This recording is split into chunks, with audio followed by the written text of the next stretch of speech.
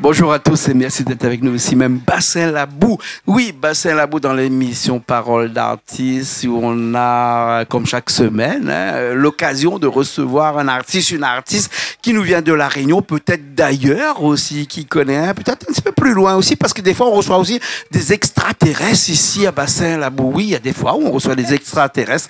Enfin, c'est pas souvent, mais quelques fois comme ça. Et aujourd'hui, non, on ne reçoit pas des extraterrestres aujourd'hui parce qu'on reçoit quelqu'un qui chante et qui a un groupe aussi avec nous. Ils sont là-bas de l'autre côté là et avec moi j'ai Shadé. Comment ça va, ça, Shadé? Mais ça va bien. D'abord, merci pour cet accueil, ce magnifique accueil, Bassin Labou, Canal Austral. Un lieu que nous, on ne connaissait pas. Je crois qu'il y a une des personnes du groupe qui connaissait déjà. Mais voilà. Alors, quand j'ai dit extraterrestre, c'est pas vrai. Hein, vous n'êtes pas les extraterrestres. On ressemble peut-être à une extraterrestre. Non, mais ce que vous faites n'est pas aussi des extra. Hein, mais peut-être de La Réunion, mais qui sait, mais peut-être pas de cette terre que l'on a ici. Hein. Shadé, toi, tu chantes au nom d'un groupe qui s'appelle Tantra. Hein? Tantra, qui Tantra verra. Notre groupe a une histoire très belle, mais pas très compliquée, comme on le disait tout à l'heure. En fait, on s'est rencontrés en 2020, donc pendant le Covid. Et donc, à l'époque, notre groupe, qui était à la base un groupe de reggae, roots, qui s'est transformé peu à peu en un rock un peu éclectique, avec plusieurs styles.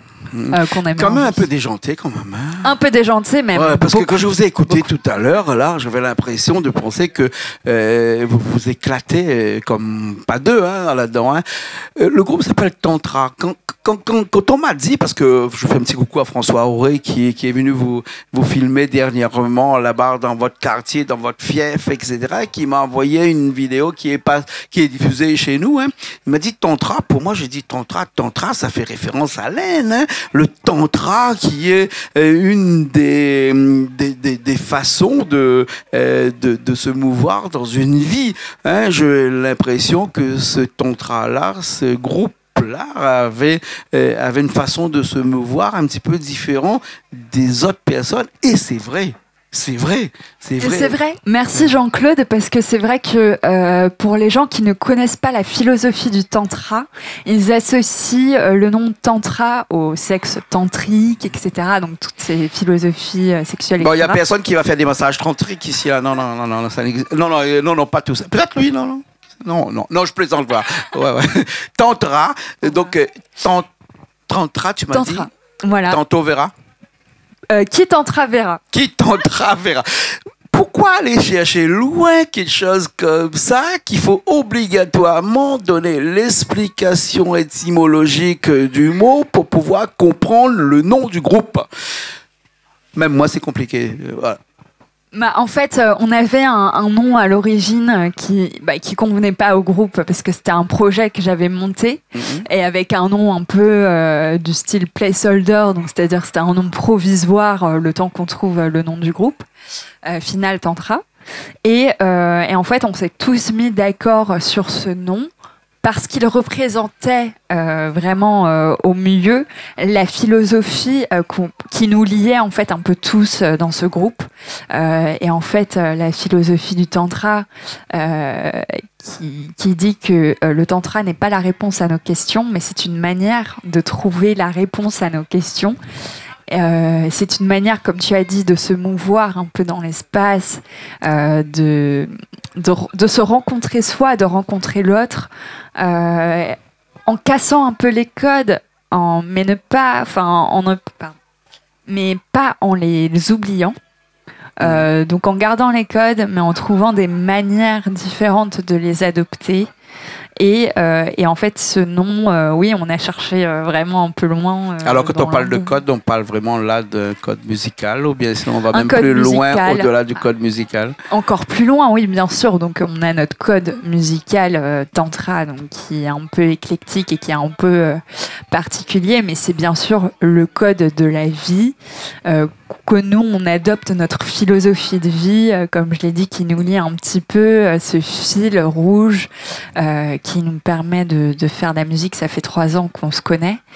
Et c'est le fil rouge même qui dirige un peu les chansons que j'écris, que je compose et qu'on arrange tous ensemble, en fait. Donc, bien sûr. Voilà.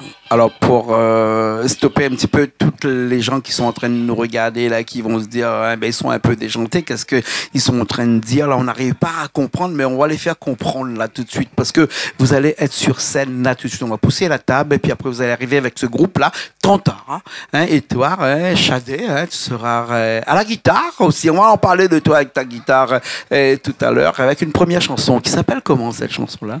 Qui s'appelle Autumn Leaves. C'est une chanson en français. C'est l'un des premiers morceaux que j'avais écrit et composé pour le projet du groupe il y a 3 ans. Et c'est un peu un morceau de présentation qui va lancer ce fil rouge de Tantra et de cette philosophie-là. Je ne vois plus personne dans les feuilles d'automne, je vois plus personne et je m'abandonne. En final, c'était vraiment le premier morceau qui a lancé un peu... Super, un morceau en français en plus. Donc, en tout cas, Shadé, moi, j'ai pas l'appel, mais dans les feuilles d'automne, je les ramasse pas à l'appel. Moi, je m'en vais.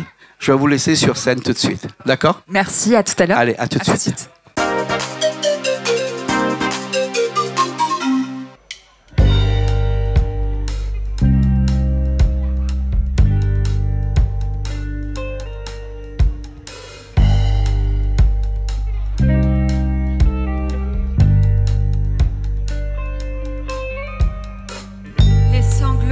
Des violons de l'automne blessent mon cœur d'une langueur monotone. Tout suffocant et blême quand sonne l'heure. Je me souviens des jours anciens et je pleure. Et je m'en vais au vent mauvais qui m'emporte. De ça, de là, pareil à la feuille morte.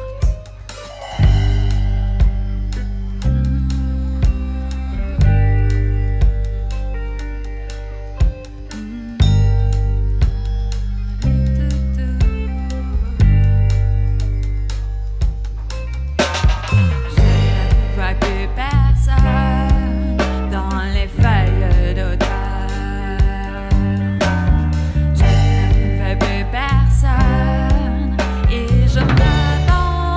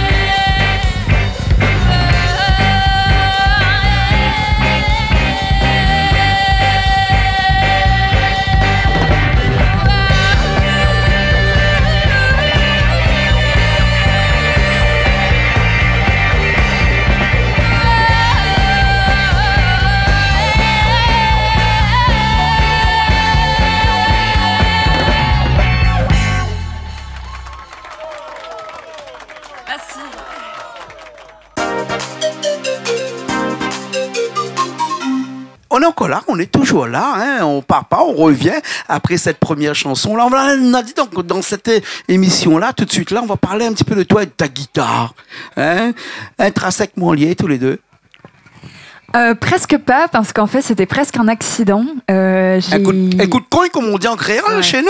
C'est ça. Parce qu'à l'époque, à la base, je suis danseuse. Et en fait, j'ai commencé la musique assez tardivement dans ma vie. Et la guitare est venue vraiment un peu en dernier. J'ai commencé à écrire avant, j'ai commencé à chanter avant de jouer de la guitare. Et en fait, la guitare est venue un peu se lier dans... La guitare était vraiment l'instrument qui manquait dans ton évolution musicale. C'est exactement l'évolution musicale. Parce que quand tu écrivais, il fallait que tu ailles voir quelqu'un pour mettre une mélodie à l'arrière. Tu te dis, après j'en ai assez de m'occuper des autres. À chaque fois, il faut que je vais les flatter pour faire quelque chose pour moi. Je vais prendre la guitare, je vais apprendre la guitare. Et puis après, je vais commencer à écrire. Et puis après écrire aussi ma mélodie, parce que la mélodie et la musique, comme on dirait en bon latin, in solidum, c'est-à-dire solidairement liés. C'est ça. Oui, la mélodie et les textes. Alors, c'est soit la mélodie avant le texte, ou c'est soit le texte avant la mélodie. Non, tout le monde, à chaque fois, je pose la question, est-ce que vous faites le texte d'abord, la mélodie après, la mélodie d'avant? Il n'y a pas de code. C'est pas grave, il n'y a pas de code. Voilà. Voilà. Et tu n'utilises pas de rythme, donc du coup, il n'y a pas de mélodie avant le texte. Hein, c'est ça. Hein. Toutes tes musiques sont écrits par toi directement, hein, et tu le fais découvrir à Tantra, donc ton groupe, hein, qui ensuite les arrange un petit peu aussi. Ouais. Hein? Ouais. Tu es toujours d'accord avec ce qu'ils arrangent? Alors, est-ce qu'on est toujours d'accord En grande partie, on est toujours d'accord. Attention, ils sont là. Attention de ce que tu vas dire. Non, en grande partie, on est toujours plus ou moins d'accord sur les arrangements, en fait. Donc, on a déjà le batteur et le bassiste qui se connaissaient déjà. Bah, tu sais, le batteur, c'est le chœur et... Donc, la fondation basse-batterie. Les deux, de toute façon, c'est frères et sœurs, hein, ou frères et frères, hein, ou, comme ils veulent. Mais quand ils marchent ensemble, hein. C'est ça, ils marchent ensemble et on a de la chance qu'ils se connaissaient déjà même avant le groupe.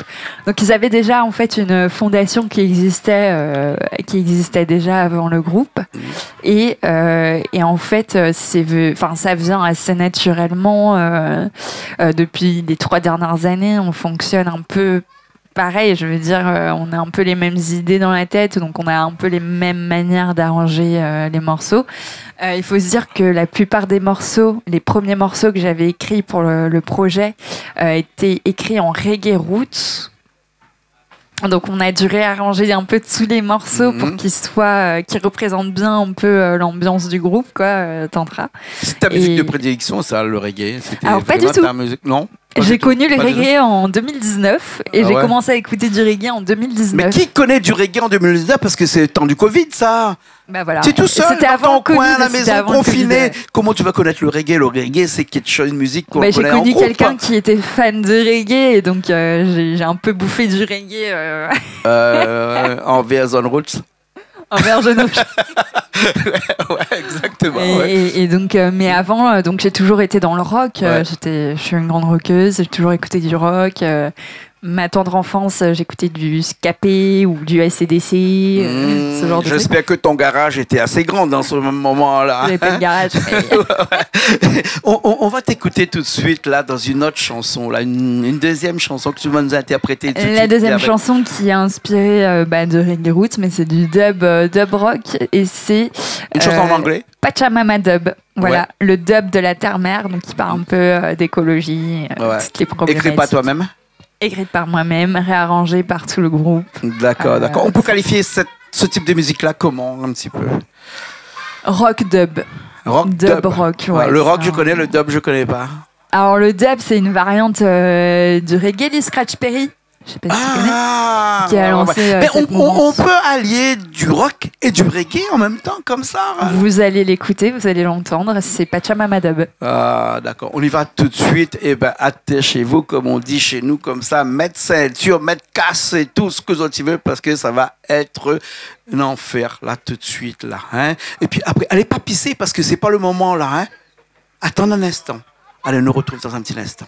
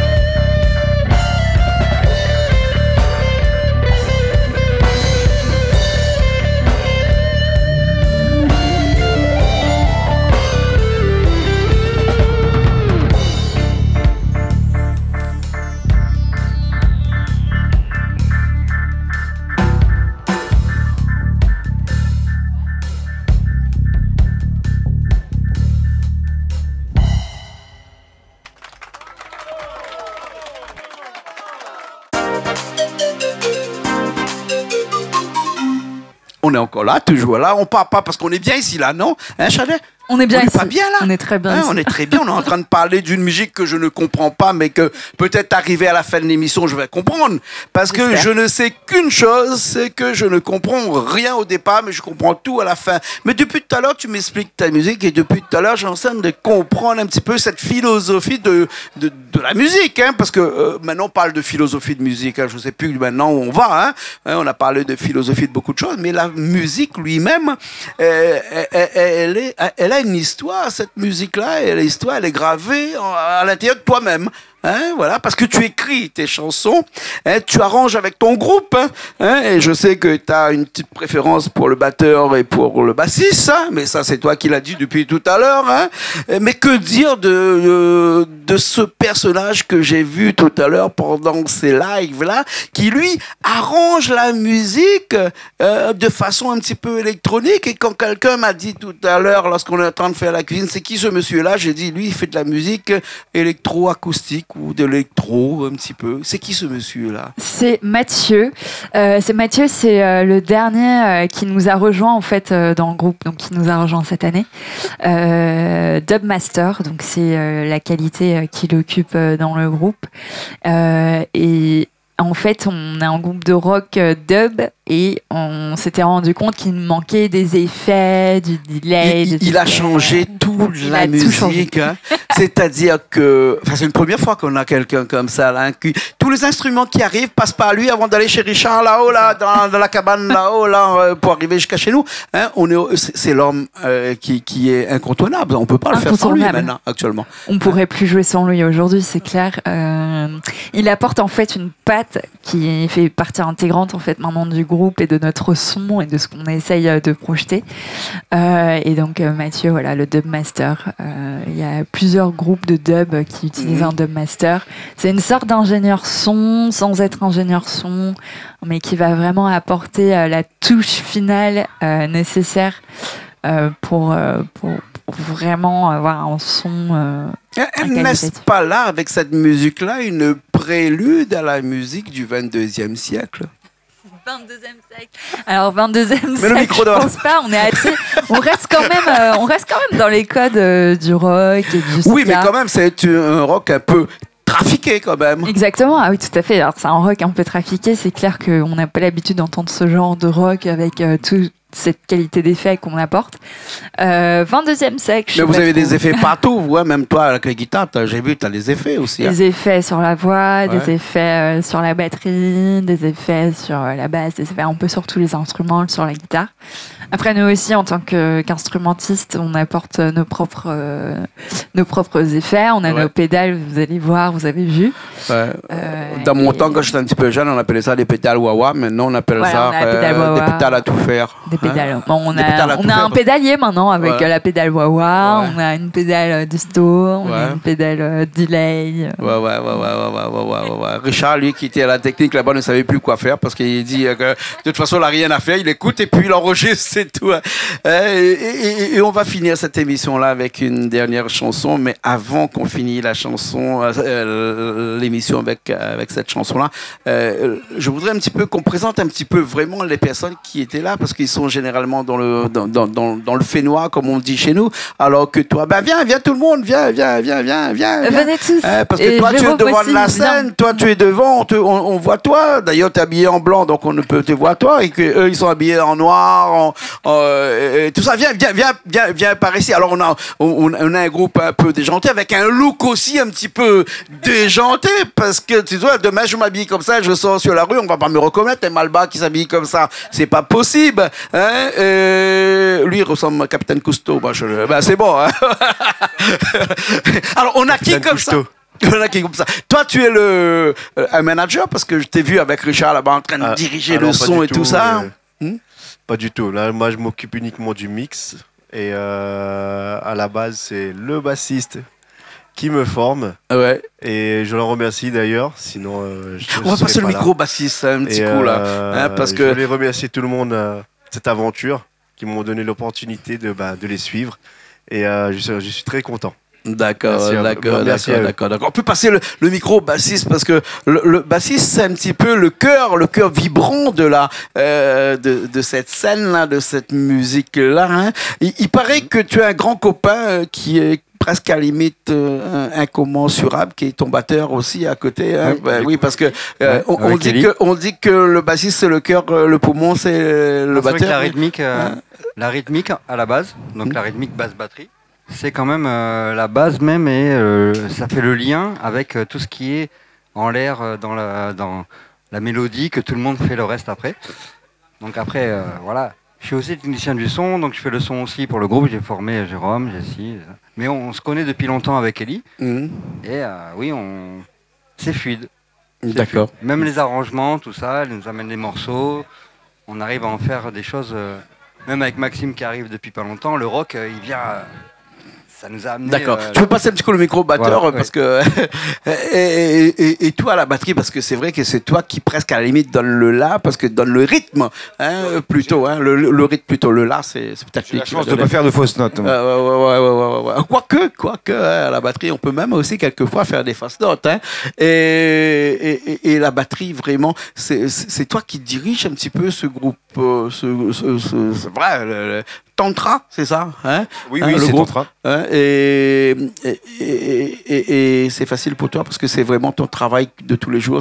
Tu es dans ce rock un peu déjanté depuis très longtemps, ça, quand même Ça serait long à expliquer, mais alors qui dirige à 100%, non, pas du tout. Hein. Moi, j'amène une pulse.